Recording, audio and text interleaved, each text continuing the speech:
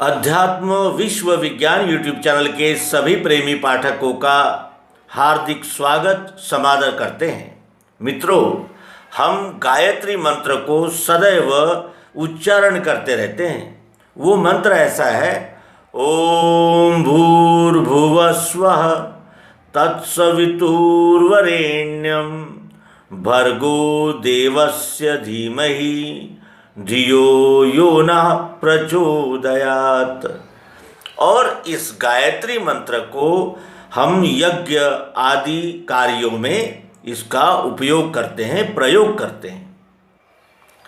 हमारे हर सनातन साहित्य में कुछ न कुछ अध्यात्म की यानी जिसे कहते हैं कि बीजारोपण रहता ही है। उसी तरह यह गायत्री मंत्र भी अध्यात्म का ही बीज सर्वसामान्य जनता के लिए और सर्वसामान्य जनता को अध्यात्म की ओर प्रेरित करने के लिए ही प्रस्तुत किया गया है। और गायत्री मंत्र की महिमा तो हम सभी गाते हैं, लेकिन उस मंत्र का मर्म केवल सद्गुरु ही हमें समझाते हैं। आइए इस अंक में हम सप्तभूमिकाओं के द्वारा किस तरह एक एक कदम आगे बढ़ता हुआ साधक यानी जिसे कहते हैं कि आत्म प्राप्ति की ओर बढ़ता है, और ये क्रमशः होता है। इन्हें सप्तभूमिकाएं कहते हैं।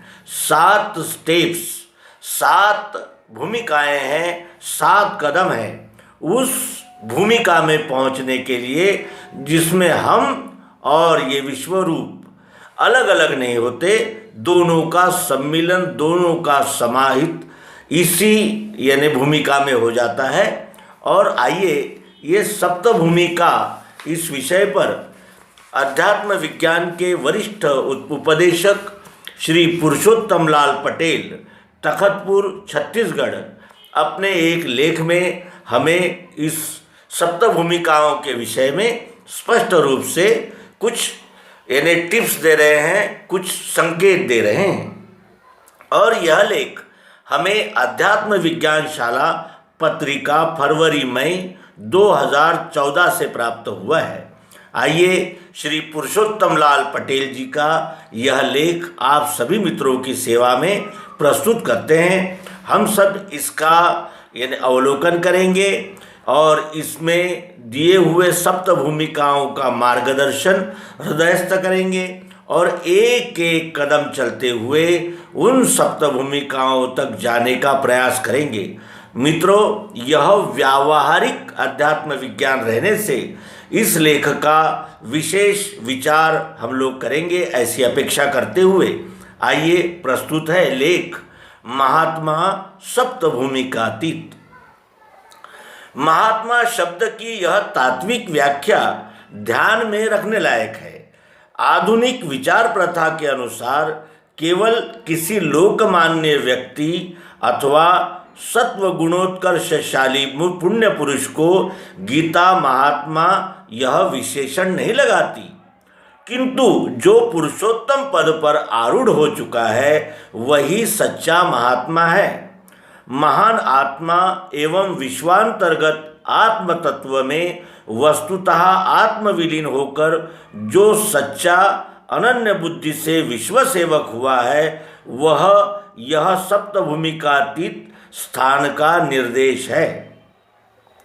संगात संजायते कामः, इस तत्व के अनुसार कई भूमिका तक ज्ञान विज्ञान का नाश होकर पतन होने का भय रहता है।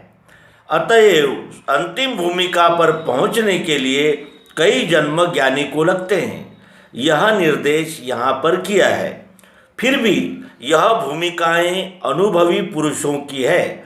सामान्य व्यवहार में की भूमिकाओं का जहाँ अंत होता है, वहाँ ही दिव्य चक्षु के सिद्धांत में की प्रथम भूमिका शुरू होती है।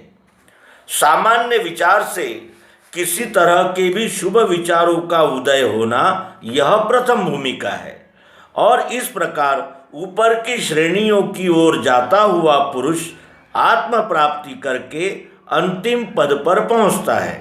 किंतु आत्मयोग के अनुभव में यह विचार ही नहीं है। जब तक आत्म प्राप्ति और विज्ञान श्रवण सद्गुरु से प्रत्यक्ष ज्ञान का प्रत्यक्ष बोध नहीं होता, तब तक के विचार शुभ नहीं, अशुभ अर्थात संसार भावना के हैं। शुभ विचारों का उदय तभी होगा जब वस्तु दर्शन होगा। अतः इस पहली भूमिका का तब ही उदय होता है जबकि सद्गुरुत्व की प्राप्ति होती है। प्राप्ति होते ही वस्तु दर्शन एवं अनुभव होता है और तभी वस्तु के संबंध में सच्चे प्रत्यक्ष बोधजन्य अर्थात सत्य विचार, शंकाएं, प्रश्न इत्यादि उत्पन्न होने लगते हैं। इस प्रकार आगामी भूमिकाओं का यह अनुभव की प्रथम भूमिका आधार रहने से भू अर्थात भूमि यह संज्ञा उसे सार्थक है। प्रथम भूमिका प्राप्त होते ही अनेक भांति के विचार सूझने लगते हैं और जो भी उसके पहले सुना हुआ रहता है उनकी छानबीन उनका उदय होकर होने लगती है। इसी का नाम विचारणा है। जब विचारणा के स्वरूप में विचार रहते हैं तब वे निश्चित नहीं रहते। दोलायमान एवं भूवः अधर जिन्हें न नीचे का और न ऊपर का ही स्थिर आश्रय स्थान है, इस प्रकार के इस स्वरूप के रहते हैं। यह दूसरी भूमिका है जो मनन की है। इस अवस्था तक पहुँचने पर पुरुष आगे को ही बढ़ता है, इसलिए यह सद्गति का मार्ग है। जब किसी बात का विचार होने लगता है तो उसमें ग्राह्याग्राह्यत्व होने से स्थिर स्वरूप भी प्राप्त होने लगता है और जो विचार फैले हुए रहते हैं उन्हें संकलित स्वरूप आने लगता है। दिव्य चक्षु द्वारा वस्तु दर्शन होने के पश्चात जो अनंत विचार उत्पन्न होते हैं उन्हें संकलित स्वरूप प्राप्त होने लगता है। इसी का नाम तनु मानसा है।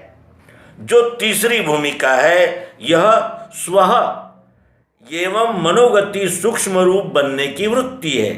इसमें संपूर्ण संकल्प है और दिव्य चक्षु द्वारा उनकी छानबीन हो जाने से उनका स्वयमेव लय होता चला जाता है। यह निधिध्यास की अवस्था है।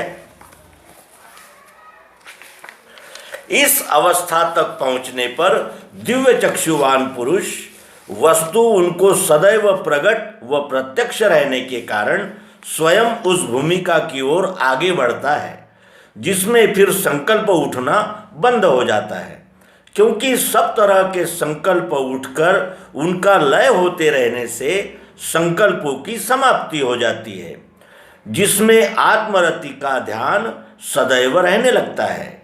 उसके सिवाय और कुछ अन्य संकल्पों का उदय नहीं होता। विचार सूक्ष्म होकर ध्यास रूप रहने से यह भूमिका विशाल है। नमक पानी में मिलने से जल रूप होता हुआ जल का विशाल रूप धारण करता है, उसी तरह यह जानना। यह अपने सत्व पर आपत्ति है, क्योंकि इसमें सत्व पृथक नहीं भासता। आत्मरति और सत्व एक रूप हो जाने से सत्व समाप्त हो जाता है। अतः यह सत्वापत्ति की चौथी महरलोक भूमिका है, जिसमें पुरुष साक्षात्कार तक पहुंच जाता है।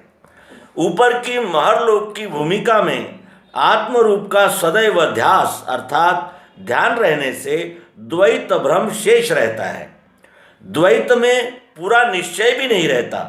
अतः ध्यान होते होते जब वस्तु निश्चय पूर्ण रूप से हो जाता है तभी यह विचार प्रकट होता है कि मैं कुछ नहीं हूँ, जो है वह सब विश्वरूप ही है। और इस कारण निज व्यष्टि का स्वार्थ छूटकर वह विश्व सेवा में आसक्ति रहित भाव से निमग्न होने लगता है। समष्टि भाव में रति होने की यह संशक्ति रहित विश्व सेवा की जनोलोक संज्ञक पांचवी भूमिका है। अहर्निश विश्व सेवा में ही इस प्रकार जब पुरुष गढ़ जाता है तब उसे मेरी इतनी भूमि अर्थात भूमिति है, मैं इस पंथ संप्रदाय या धर्म का हूँ और मेरी यह जाति है, उसी के लिए मैं कार्य करूँगा, अन्य के लिए मुझे क्या कर्तव्य है इत्यादि क्षुद्र एक व्यष्टि समूह की भावनाएं नष्ट होकर वह समष्टि स्वरूप बन जाता है। कोई पदार्थ रूप से नहीं दिखता, उसके तप का विचार मनन ध्यास सेवादि के फल का भी क्षय हो जाता है। यह पदार्थाभाविनी षष्टम भूमिका है। इस भूमिका पर वह पुरुष जाति पंथ स्त्री पुरुष उच्च नीच व अधिकारी अनधिकारी इत्यादि भेदभाव से रहित वृत्ति में अनुभव का दान सबको समान रूप से एवं निरपेक्ष करता है। ऊपर भूमिका पर स्थित रहने पर भी पुरुष अनेक कारणों से गिर सकता है। इसीलिए जब तप क्षय होकर यह वृत्ति अचल हो जाती है, तब ही सतलोक की भूमिका पर वह पहुंच गया है, यह जानना चाहिए। इस भूमिका में सब सत होता है। तप का क्षय हो जाने से अर्थात तपोबल के प्रभाव से वापस लौटने का भय नहीं रहता। यही सर्वत्र सत है, असत कुछ भी नहीं। यह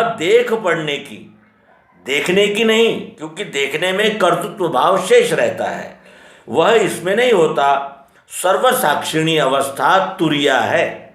सतलोक की भूमिका में सर्वत्र सत ही दिख पड़ता है। यह वृत्ति दृढ़ होते ही सत देख पड़ने का भी भाव नष्ट होकर अपनी धृति अर्थात धैर्य का यह सब भ्रम है कि वस्तु एक होते हुए भी सर्वत्र सत है असत नहीं, यह भाव जिसे दृढ़ होने को इतने जन्म लग गए और जो भाव आज भी हो रहा है अर्थात यह सब कल्पना तरंग है, यह अटल मालूम होते ही मापति का सूत नर का नारायण बन जाता है। इसी पद में सब ऐश्वर्य रहने से वही सच्चा महात्मा है जो सुदुर्लभ है।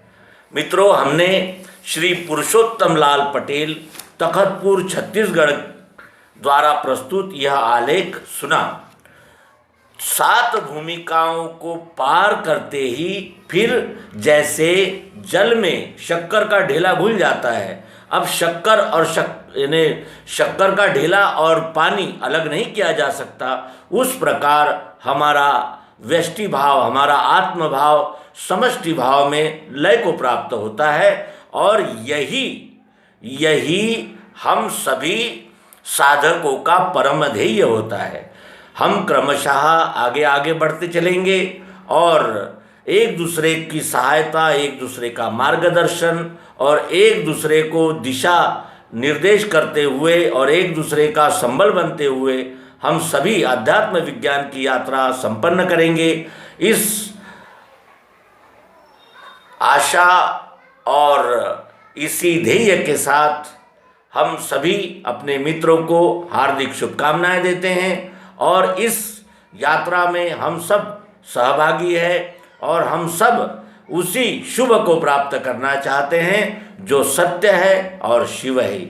शिव ही सत्य है और सत्य ही शिव है और जो शिव है वो सुंदर होगा ही, क्योंकि शिव कहते हैं कल्याण को। इतना कहते हुए इस अंक का समापन करेंगे।